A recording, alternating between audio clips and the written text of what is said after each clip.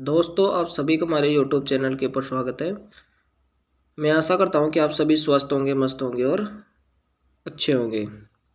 इसी पॉजिटिव कथन के साथ हम आज हमारे टॉपिक को शुरू करते हैं, जिसमें 9th क्लास की जो फर्स्ट जो बुक है लोकतांत्रिक राजनीति प्रथम, जिसका प्रथम जो टॉपिक है उसका नाम है लोकतंत्र क्या है। तो आप सभी को पता है कि लोकतंत्र क्या होता है। तो लोकतंत्र वह शासन व्यवस्था होती है जिसमें जनता के द्वारा चुना गया शासन लोकतंत्र कहलाता है। साधारण बोलचाल भाषा में।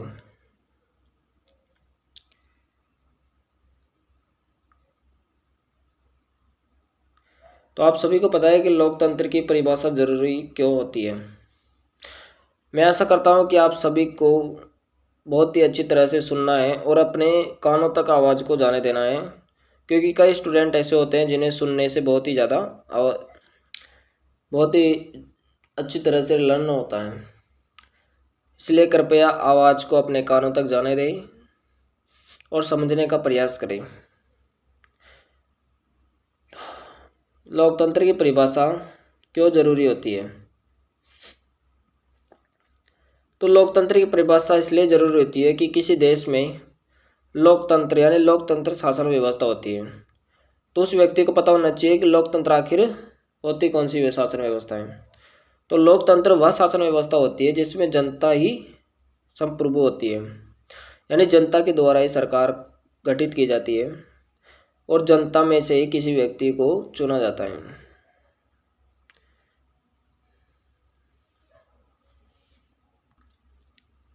जिस प्रकार से आप सभी देख रहे हैं कि कई व्यक्ति जो होते हैं वह लोकतंत्र को जनता के प्रति हावी मानते हैं। जिस प्रकार से लड़की बता रही है कि मैंने तो यह भी सुना है कि लोकतंत्र एक ऐसी व्यवस्था है जहां लोग पर यानी जनता पर तंत्र हावी रहता है। इसके बारे में आपकी क्या राय है? कृपया आप सभी हमारे वीडियो के माध्यम से कमेंट करके ज़रूर बताएं कि आपकी क्या राय है लोकतंत्र से संबंध में। क्या लोकतंत्र जनता के प्रति हावी होता है? आपके क्या विचार हैं? जिस प्रकार से आप सभी देख रहे हैं कि लोकतंत्र की जो बहुत ही सरल जो परिभाषा है उसके माध्यम से भी आप जान सकते हैं कि लोकतंत्र आखिर होता क्या है। तो लोकतंत्र जनता द्वारा चुना गया एक शासक होता है जिसका गठन जनता द्वारा किया जाता है, वह एक शासन होता है। ठीक है। तो लोकतंत्र मूल रूप से जनता द्वारा गठित एक संस्था ही है। ठीक है। उसी के साथ साथ हम अध्ययन करते हैं कि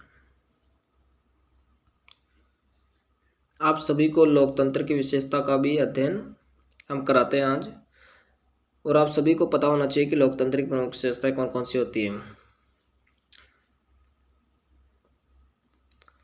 जिसमें प्रथम जो विशेषता है उसमें सबसे अनिवार्य विशेषता आती है कि लोकतंत्र की परिभाषा के अनुसार शासक कौन है। लोकतंत्र की परिभाषा के अनुसार शासक कौन होते हैं, यानी किसी सरकार को लोकतांत्रिक कहे जाने के लिए उसके कई अधिकारियों का चुना हुआ होना बहुत ही आवश्यक है। सही बात है। यानी किसी अधिकारी को जनता द्वारा चुना जाएगा तभी तो हम लोकतंत्र कह सकते हैं किसी शासन व्यवस्था को कि वह शासन व्यवस्था लोकतंत्र है, या किसी देश की जो शासन व्यवस्था है वह लोकतांत्रिक है। लोकतंत्र में वे कौन से फैसले हैं जो बिना चुने हुए अधिकारी भी ले सकते हैं? क्या यानी लोकतंत्र में वह कौन से फैसले हैं जो बिना जनता द्वारा, यानी वह सदस्य जो जनता द्वारा निर्वाचित नहीं है फिर भी कई ऐसे फैसले हैं जो जनता द्वारा चुने हुए प्रतिनिधि ले सकते हैं, वह भी यानी वह आदेश या वह फैसले भी वे ले सकते हैं। दूसरी जो प्रमुख विशेषता है उसमें है कि चुनाव को लोकतांत्रिक चुनाव कहने से पहले किसी चुनाव को लोकतांत्रिक कहने के लिए किन शर्तों को पूरा किया जाना जरूरी है। सही बात है। यानी किसी भी लोकतांत्रिक चुनाव यानी किसी भी देश की लोकतांत्रिक व्यवस्था को व्यवस्था कहने से पहले कि ये लोकतांत्रिक व्यवस्था है या लोकतांत्रिक गणराज्य है, तो उसे उसके यानी उसके चुनावी लोकतांत्रिक ढंग को पहले उसकी शर्तों को जांच लेना चाहिए। तीसरी जो प्रमुख विशेषता है कि उसमें यानी लोग शासकों का चुनाव कर सकते हैं। कौन लोग शासकों का चुनाव कर सकते हैं या खुद शासक चुने जा सकते हैं? क्या इसमें प्रत्येक नागरिक का बराबरी से की हैसियत से भाग लेना जरूरी है? क्या कोई लोकतांत्रिक व्यवस्था अपने कुछ नागरिकों को इस अधिकारों को से वंचित कर सकती है? हाँ। इसमें क्या होता है कि जनता यानी जनता के द्वारा चुना हुआ तो शासक होता है, लेकिन जनता में से ही किसी भी व्यक्ति को शासक बनने का भी अधिकार है, समान रूप से बिना किसी भेदभाव के। चौथी जो सबसे महत्वपूर्ण जो विशेषता है लोकतंत्र की, वह सरकार के किस रूप यानी किस स्वरूप को लोकतांत्रिक कहेंगे आप? क्या चुने हुए शासक लोकतंत्र में अपनी मर्जी से सब कुछ कर सकते हैं? यह लोकतांत्रिक सरकार यानी सरकार के लिए कुछ लक्षण यानी लक्ष्मण रेखाओं में बंध कर काम करना जरूरी है। क्या लोकतांत्रिक शासन व्यवस्था को नागरिकों के कुछ अधिकारों का आदर करना चाहिए? हाँ, क्योंकि लोकतंत्र में क्या होता है कि जनता को ही प्रभुसत्ता दी जाती है, सर्वोच्च शक्ति, लेकिन व्यक्ति अपनी जो सर्वोच्च शक्ति होती है, जो प्रभुसत्ता होती है, वह एक शासक को दे देती है। जिस शासक को जनता चुनती है, जिसे अपना प्रतिनिधि बनाती है, जिसे सरकार चुनती है यानी जिसे सरकार को गठित करती है, उस सरकार को अपनी प्रभुसत्ता सौंप देती है जनता। इसलिए जनता की जो प्रभुसत्ता होती है वो सरकार के पास चली जाती है। इसलिए जनता पूर्ण रूप से सरकार के प्रति उत्तरदायी हो जाती है। ठीक है, सरकार जो कहेगी जनता को अनिवार्य रूप से मानना पड़ता है। यदि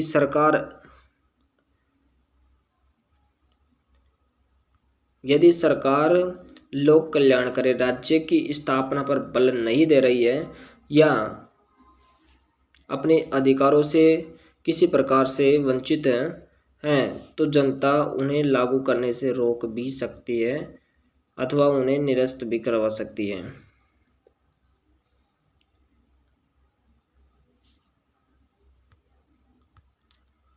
जिस प्रकार से आप सभी देख रहे हैं कि एक व्यक्ति एक वोट और एक मोल, इसका तात्पर्य क्या है? इसका तात्पर्य है कि लोकतंत्र में हर वयस्क नागरिक का एक वोट होना चाहिए और हर वोट का एक समान मूल्य होना चाहिए। सही बात है कि लोकतंत्र में हर व्यक्ति का क्या होना चाहिए? एक नागरिक यानी हर नागरिक का एक वोट होना जरूरी है। ठीक है, तभी तो एक नागरिक एक मतदाता माना जाता है और हर वोट का एक क्या होना चाहिए? समान मूल्य होना जरूरी है, समान मूल्य होना चाहिए। ये होता है एक व्यक्ति एक वोट एक मोल, यानी एक व्यक्ति का एक वोट का यानी एक वोट होना चाहिए और एक वोट का यानी एक वोट का एक समान मूल्य होना चाहिए। इसका तात्पर्य आप बहुत ही आसान तरीके से समझ सकते हैं।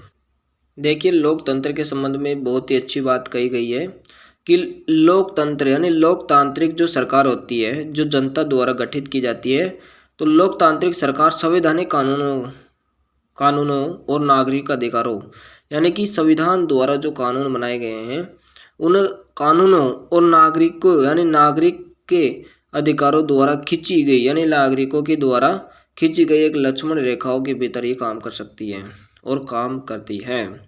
यानी कि जो सरकार होती है वह उसे संवैधानिक यानी संविधान के कानूनों के अंदर रहकर ही कार्य करना पड़ता है।